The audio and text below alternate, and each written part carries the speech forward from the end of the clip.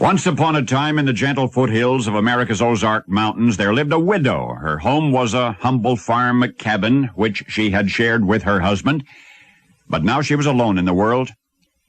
And one morning toward the hour of noon, 3 men rode on horseback into the farmyard. One of the men dismounted, knocked on the cabin door, explained to the widow that he and his friends were weary travelers far from home. They were hungry and hankering for a hot home-cooked meal. Would it be too much trouble? That is, would she mind cooking such a meal for them? Well, the widow was reticent at first, and yet the strangers did appear hungry, and they were very polite. So she explained that there wasn't much food in the cabin, but they were welcome to what food she did have. The men expressed their gratitude, and once inside the cabin, they were even more deeply touched by the widow's generosity. She was obviously painfully poor. The little evidences of her lonely struggle to survive were everywhere. The meager furnishings, the supply cabinets mostly empty.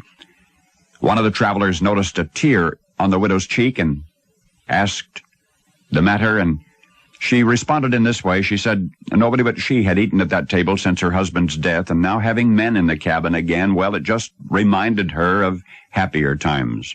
And there was something else, and at this point the widow began to sob. After 4 o'clock that very afternoon, she would be without a home.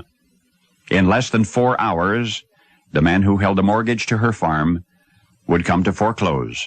$800 remained on the mortgage, 100 times more than she could afford to pay.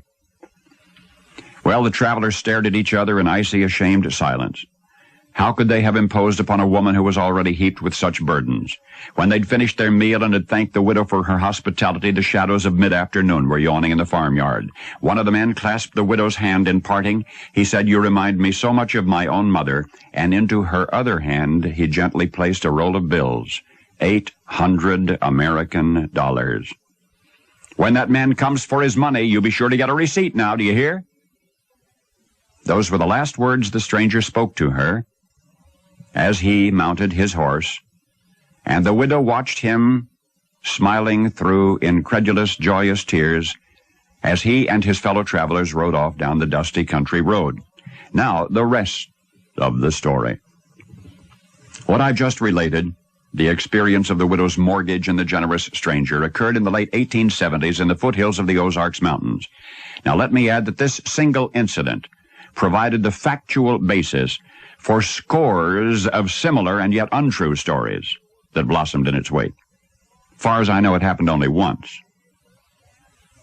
You see, when the fellow who had held the mortgage on the widow's farm, when he came and got his money and departed the property, paid in full, he carried with him the $800. He was robbed on the road in the woods nearby. He was robbed of all of the money on his person. And he was robbed by the same person who had given the widow the money, the traveler, the stranger, the mysterious benefactor. At least once in that mysterious stranger's life, he was a genuine, real-life Robin Hood, taking from the rich and giving to the poor.